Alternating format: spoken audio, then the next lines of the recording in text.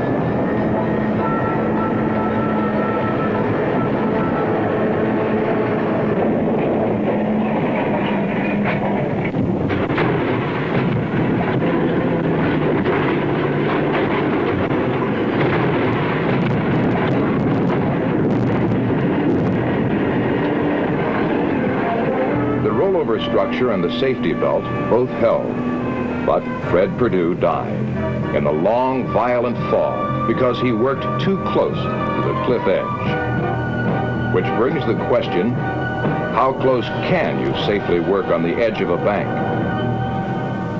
Select one of the following answers. 6 feet from the edge, 1 foot from the edge, no part of tracks over the edge, depends on the footing. Obviously, the answer is D. Before approaching the edge of any embankment, an operator should check the footing for dangerous features.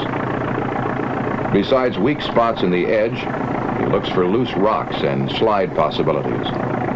He should know if the material is more unstable in dry or wet conditions. He should not let safety devices lull him into a sense of false security.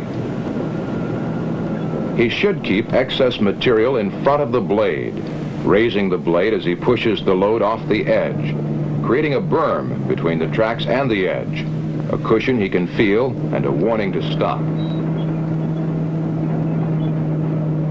He should operate generally perpendicular to the edge. While the blade may extend over, he should never allow his tracks to hang over the edge.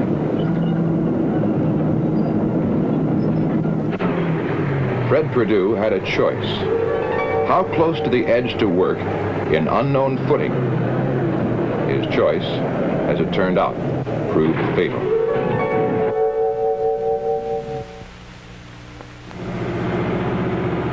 Question number 2. Because heavy rains have stopped work here, Harry Gaines, a driver, is picking up a 955 for transport to a different construction site. The time is 4:05 p.m.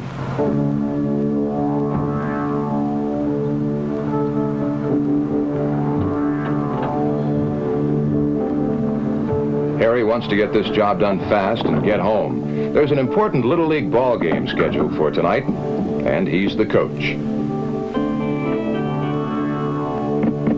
Maybe that's why Harry decides not to use the ramps chained to the lowboy.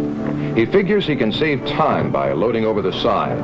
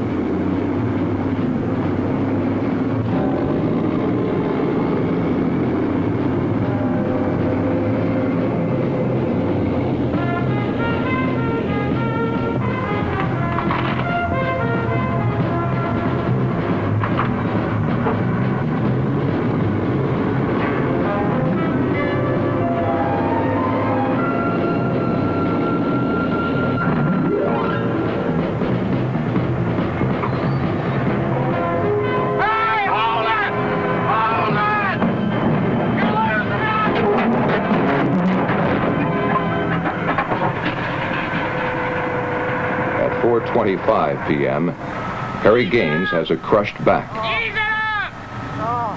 Question: which of the following factors do you think caused the accident?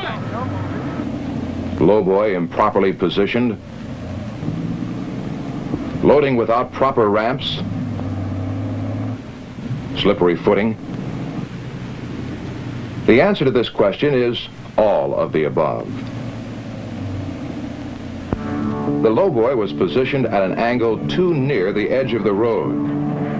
One set of wheels was on a soft shoulder. The other factors, too, played a part in this accident. Because Harry Gaines was in a hurry, he failed to take the extra time to use approved ramps to load the tractor onto the lowboy. And finally, the wet, muddy conditions allowed the tracks to slide on the unstable bed of the lowboy. The rollover protective structure would have prevented serious injury if he had used his safety belt. Operators must always be secured by a properly adjusted safety belt. Harry may coach baseball again, but from a wheelchair.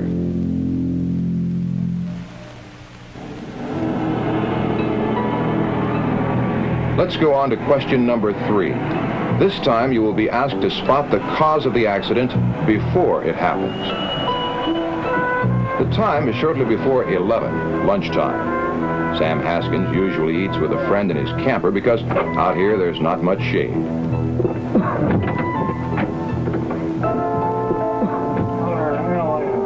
You see this one? Let me show you. I got my tackle box. Now, you're not kidding me, are you? Look at this little cutie.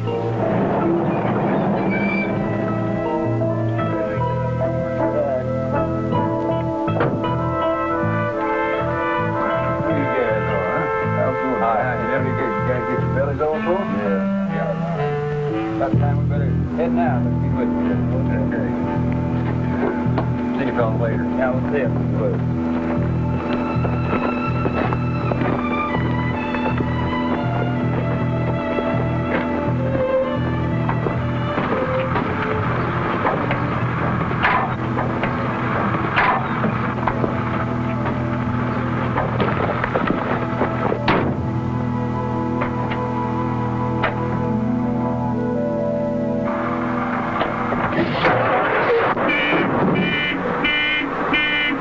A fatal mistake has been made. Question: can you identify that mistake? Lounging around machines, failure to walk around machine before operating, backing too fast. Relaxing around machines like this is never a good idea. It's definitely a hazard, but in this case, it's not the fatal mistake. Backing too fast, not sounding the horn before starting the engine, was part of the problem, but not the primary mistake by Sam. The answer in this case is B. Sam failed to walk completely around his machine. Had he done this, he would have seen the man behind the rear wheel, and this would not have happened.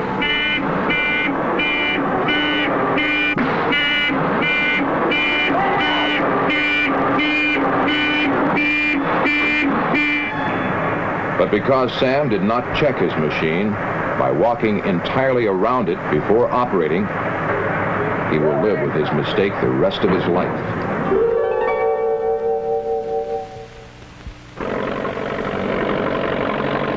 Question number 4. See if you can spot the hazard here. It's a clearing job for highway access to a new hospital site. Kent Davis is operating a D7, skidding out logs. The choker setter is Charlie Sims.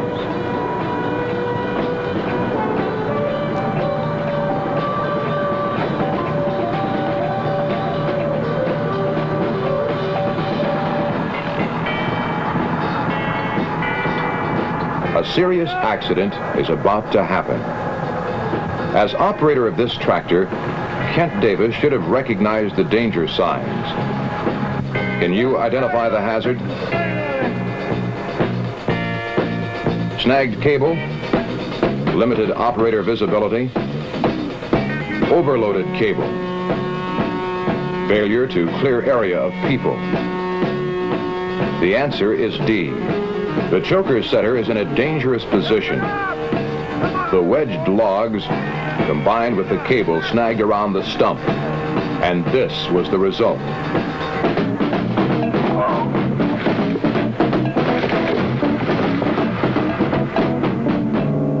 Safe operation is an operator responsibility. In this situation, Kent should have cleared the area before winching the cable in.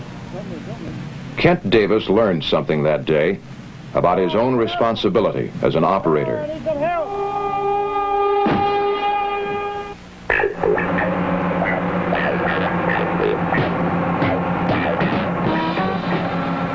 Very few accidents are caused by someone knowingly or consciously violating good job safety procedure. Most everyone feels he knows his job and can do it safely, at least as well as the next guy. Confidence such as this is good, up to a point. Example, question number 5. A manhole is being set on a sewer line. Nick Eddy, a good operator, but somewhat headstrong and inclined to do things his own way. Boy, Nick. You know, Nick, I don't think we can handle that thing, baby. Look at the size of it. It's bigger than the other pipe. Now, Bud, who's run this machine, you or me? Yeah, that ain't the idea. We got men in the hole and everything. I'll say, boy, that pipe you've ever seen. Hey, now get out of the way, I'll set it. You're getting filthy. Hey, just jock him, man. I'll be right back. Get out of the way.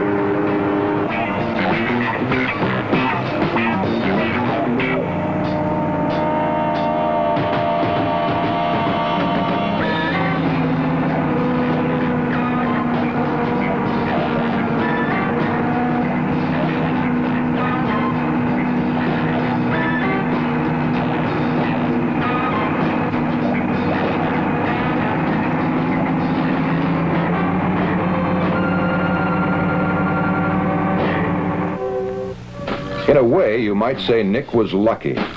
On this day, no one was killed or even injured. Question: how could this accident have been avoided? By following advice of groundman, by knowing the load limits and tipping point, by keeping the load low and close, by clearing workers from ditch. The answer is all of these. This was an operator error. Nick did not listen to the advice of his groundman, and he misjudged the weight of the load. Also, he attempted to swing and extend the boom at the same time, over the trench with the workmen. Let's see how it should have been done. First, Nick should have cleared all workmen from the ditch area, or maneuvered so that he would not swing the load over them. Second, he should have checked the tipping point in all positions to determine his limits before lifting. Third, the load should have been kept as low and as close as possible, moving the excavator into position instead of swinging the load. Finally, he should have worked with his groundman and not allowed his ego to overcome good judgment. Operator judgment and safe operator procedures would have prevented this.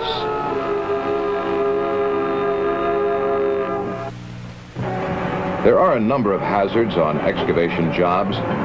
The smart operator stays a safe distance from the edge of an excavation. He makes sure there is proper shoring or other protection from cave-in. And because excavators usually work near other machines and workmen, an operator is particularly careful of his tail swing. And he should stay well away from overhead lines. Contact with a high voltage line could be fatal. All right, question number 6. The origins of some accidents may have their beginnings long before they happen. Attitudes and habits, once formed, are difficult to change.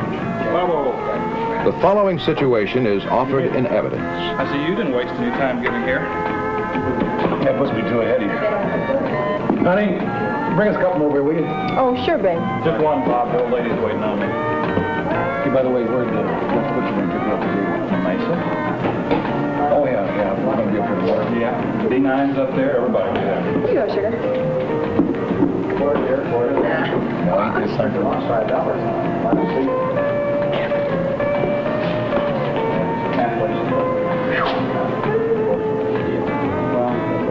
In the park home run, and that little broken bat single that started all over again.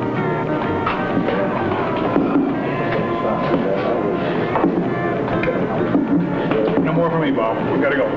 Sure. Yeah, the old lady will kill me if I don't get home. See ya. Sure.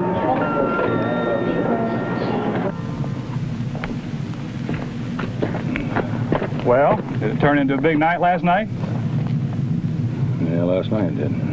I figured as much. Let's get with it. Are you gonna be okay, Bob? Yeah. No problem, huh? No problem. Okay.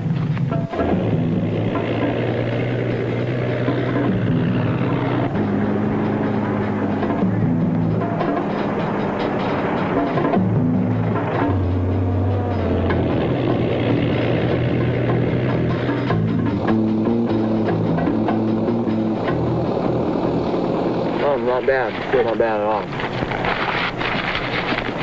How you feeling there, Bob? Feeling better, Bob?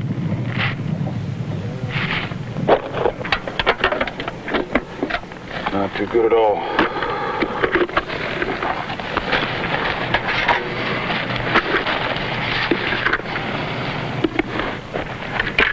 Howdy, fellas. Hi, Dutch. Hey, Dutch.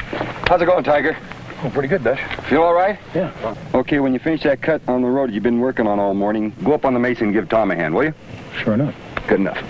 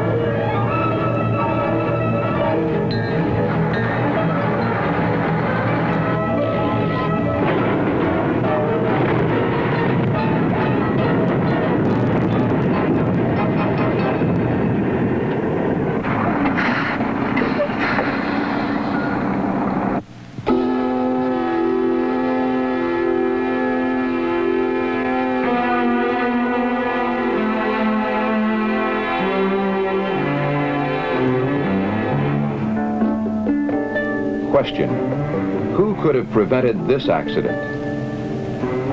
Bob? Tom? The foreman? The younger operator? The answer? To some extent, all of them. Some may reason that Bob was the sole person at fault. It's true that he should never have been operating in his condition. The younger operator may have prevented it through better control of his machine, taking quicker evasive action. The severity of his injury was undoubtedly increased by a loose safety belt. Perhaps the foreman could have prevented it, since it's his job to talk to each of his operators and determine if they were fit to work. And Tom, Bob's friend, had some obligation to warn him, to try to convince him he should not have worked that day.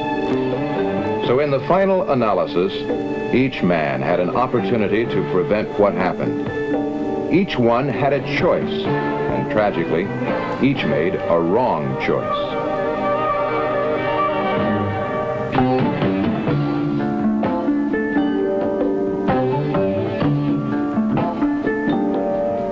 That's the end of the safety examination. 6 cases involving 6 men. 6 men who had the wrong answer to a multiple choice of safety. In each incident, you may have spotted other things wrong. You may even disagree on the exact cause. Accidents are like that. Often little things add up, and the accident happens. You probably scored pretty well because there is no penalty for failing this test. Your test comes every day on the job, when there is considerably more at stake. What you've seen happen here doesn't have to happen to you, and it won't happen if you apply your experience, your knowledge to make the right decision. So when it comes to a choice, a multiple choice, you will choose to protect yourself and those around you. Because what safety really boils down to is the choice of living or dying.